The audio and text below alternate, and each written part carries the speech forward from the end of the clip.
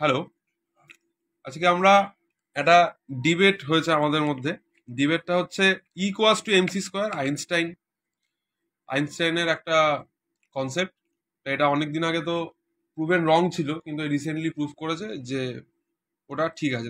তাই যদি হয় অ্যাকর্ডিংলি, তাহলে তো ভগবান তাহলে তার কোনো অস্তিত্বই নেই, কারণ it is a concept of কি অ্যাটম, তাই তো? অ্যাটমিক কোয়ান্টাম ফিজিক্স যদি সেইভাবে বলা হয়, ইকুয়াস টু এমসি স্কোয়ার। তোমার দিকে। এবার তুমি আমাকে এর উত্তর দাও, গড কি এক্সিস্ট করে নাই করে না? আর যদি করো তাহলে কি ফর্মে করে? ভগবান আসলে শক্তি, energy. Energy neither be created nor destroyed, just transform from one form to another form. এটাই বলছে গীতাতে, বাসাংশী জীর্ণানি যথা বিহায়চ।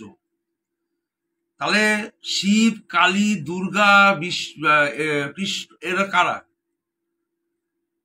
এটা একটা কনসেপ্ট।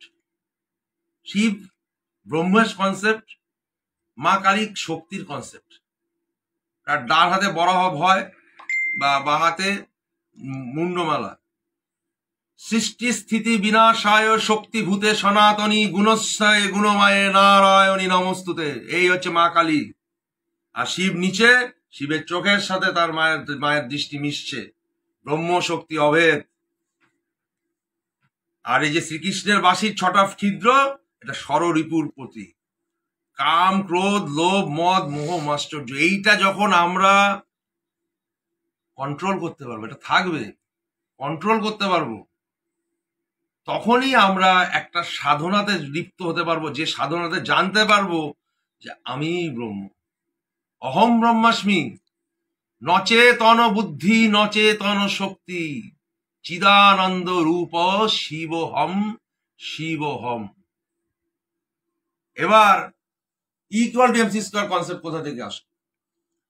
বিখ্যাত বিজ্ঞানী নিকোলা টেসলা, এটা আমি বলছি 1894 সালের কথা। স্বামীজি তখন আমেরিকায়, স্বামীজির সাথে দেখা করতে যাচ্ছে। স্বামী বিবেকানন্দ বলছে যে, টেসলা তুমি কি এটা পারবে, যে এই এনার্জি আর শক্তিটা যে একই?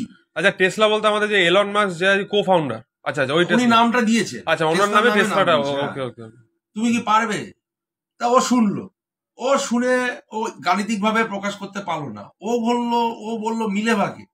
এই মিলেভা ছিল আইনস্টাইনের সাথে পড়তো। আইনস্টাইনকে বিয়ে করার কিছুদিনের বাদেই হঠাৎ করে হলো যে ইকুয়াল টু এমসি স্কয়ার। কোথা থেকে পেলো এই কনসেপ্ট? এটা কি আইনস্টাইন নিজে থেকেই কনসেপ্টটা পেয়েছে, নাকি এখানে স্বামী বিবেকানন্দের অবদান আছে? আপনারা ভালো করে ভাবলে বুঝবেন, এটা স্বামী বিবেকানন্দের কনসেপ্ট, যেটা টেসলা কাউতে পারেনি, সেইটাই আইনস্টাইন গাণিতিক ভাবে প্রকাশ করেছে।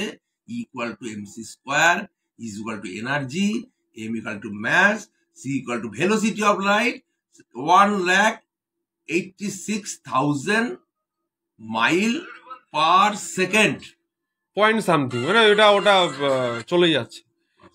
তাহলে তাহলে তাহলে তাহলে তো হিসাব মতন তাহলে এগুলো তাহলে অ্যাটম, মানে কোয়ান্টাম ফিজিক্স চলে যাচ্ছে হিসাব। টোটালটাই কোয়ান্টাম ফিজিক্স। কোয়ান্টাম ফিজিক্সে কি বলছে, যে একই সাথে আপনি দুটো জিনিস বের করতে পারবেন না, এবং পার্মানেন্ট কোনো অবস্থান বলে কিছু নেই। পার্মানেন্ট কোনো অবস্থান বলে কিছু নেই। তাহলে কি দাঁড়াচ্ছে? তাহলে আসলে এই ওয়ার্ল্ডটা কি?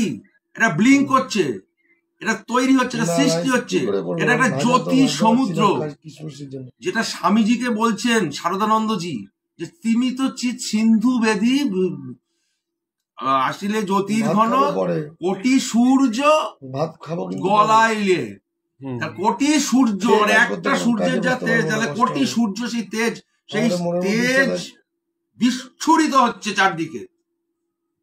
এটাই হচ্ছে বিশ্বের অবস্থা অ্যাকচুয়ালি। এই যে বলে না যে ব্রহ্মজ্ঞান না হলে ব্রাহ্মণ হয় না, আমি ব্রহ্মজ্ঞানের কথাটাই বলে দিলাম। একদম।